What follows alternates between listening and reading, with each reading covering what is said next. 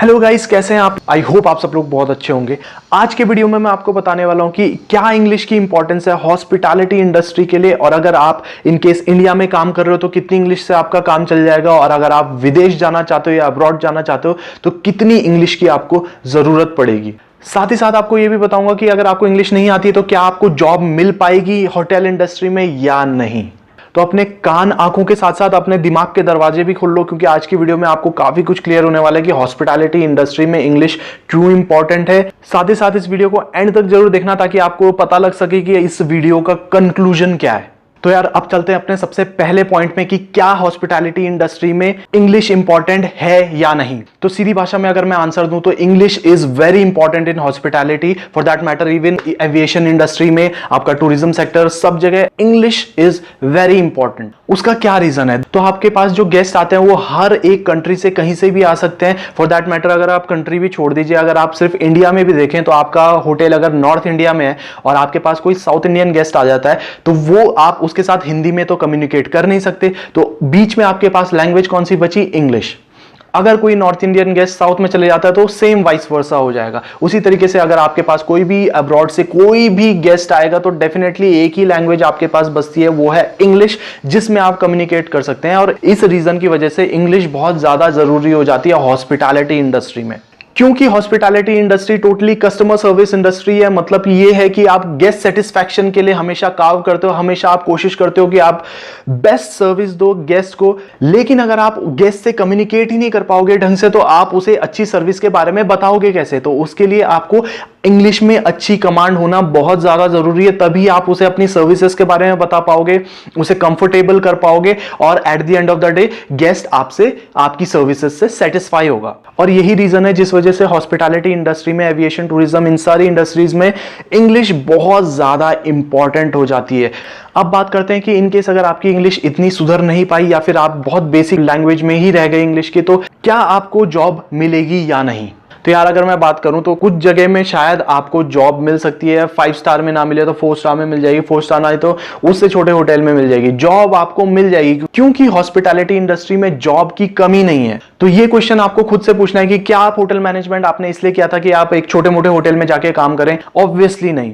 आप भी चाहेंगे कि आप जल्दी से जल्दी मैनेजर बन जाएं या किसी अच्छी पोजीशन में पहुंच जाएं, तो उसके लिए आपको इंग्लिश होना बहुत ज्यादा जरूरी है।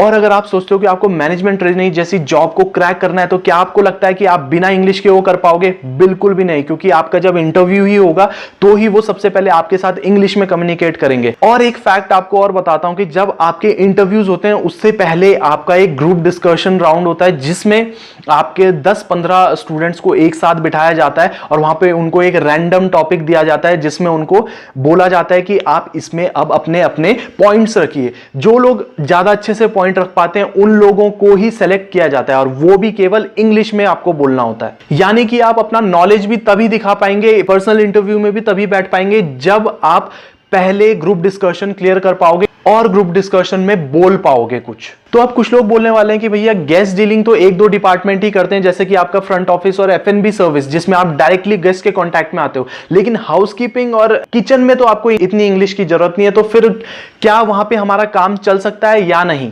तो देखो, काम तो आपका चल जाएगा, जॉब भी आपको शायद मिल जाए, लेकिन अगर आप अपनी लाइफ में ग्रो करना चाहते हो, वहां पे भी अगर आप मैनेजर लेवल पे जाना चाहते हो, या शेफ में भी आप अगर एग्जीक्यूटिव शेफ या सू शेफ लेवल पे जाना चाहते हो, तो वहां पे भी आपको कम्युनिकेशन स्किल्स आपकी अच्छी होना बहुत ज्यादा जरूरी है। और इवन अब तो कई बार शेफ लोग भी गेस्ट से डायरेक्टली बात करने आ जाते हैं। इवन कई जगह में जब गेस्ट लाइव किचन में खड़े होते हैं तो गेस्ट आपको डायरेक्टली ऑर्डर देता है। अगर आपकी कम्युनिकेशन स्किल्स अच्छी नहीं होंगी तो आप उससे ढंग से ऑर्डर शायद ना ले पाए। तो अगर आप सोचते हैं कि भैया आप शेफ बन जाएंगे तो आपको इंग्लिश इतनी ज्यादा जरूरत नहीं पड़ेगी, तो ऐसा जरूरी नहीं है। इंग्लिश वहां भी जरूरत पड़ेगी। अगर आप अब्रॉड जाना चाहते हैं, आप क्रूज शिप्स में जाना चाहते हैं, तो वहां पे तो आपको इंग्लिश की जरूरत पढ़ने ही वाली है। इसी से आते हैं हम अपने थर्ड पॉइंट में कि भैया आपको इंडिया में कितनी इंग्लिश से आपका काम चल जाएगा और अब्रॉड में आपको कितनी अच्छी इंग्लिश आपकी होनी जरूरी है। तो इवन अगर मैं बात करूं इंडिया में भी, वैसे तो आपको बड़े 5 स्टार होटल्स में बहुत अच्छी इंग्लिश चाहिए होती है, लेकिन फिर भी अगर आपकी इंग्लिश उतनी नहीं अच्छी भी है और आपको नॉलेज अच्छी खासी है, तो भी आप थोड़ा बहुत काम चला सकते हैं अपने इनिशियल ईयर्स के लिए। तो यार जब आप इंडिया में गेस्ट सर्विस या कस्टमर डीलिंग कर रहे होते हो तो उस समय क्या होता है कि आपको इतनी ज्यादा इंग्लिश की इतनी ज्यादा जरूरत नहीं पड़ती है, क्योंकि कुछ चीजें होती हैं, कुछ फ्रेजेस ऐसे होते हैं जो कि आपके रिपीटेटिवली आप यूज करते रहते हो और उनकी आपको आदत पड़ जाती है। तो आप काम चलाओ काम तो कर सकते हो, लेकिन अच्छे होटल्स में इस तरीके से आप काम नहीं कर पाओगे। छोटे होटल्स में आपको मिल जाएगा तो काम चलाओ काम आप कर सकते हो, लेकिन अगर मैं बात करूं अब्रॉड की तो वहां आपकी इंग्लिश में अच्छी कमांड होना बहुत ज्यादा जरूरी है।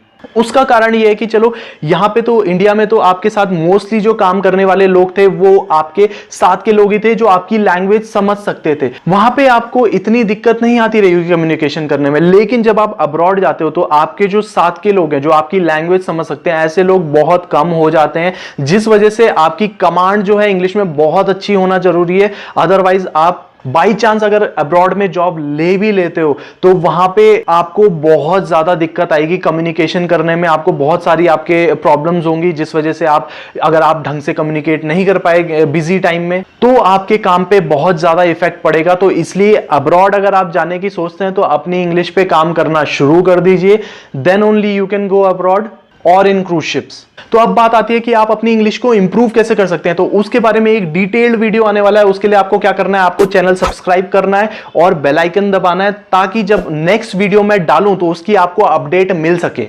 तो आई होप आप सब लोगों को पता लगा होगा कि इंग्लिश कितनी इंपॉर्टेंट है हमारी इंडस्ट्री में। नेक्स्ट वीडियो में मिलते हैं, इंग्लिश कम्युनिकेशन कैसे सुधारें वो मैं आपको बताने वाला हूं। Thank you so much, have a nice day, bye.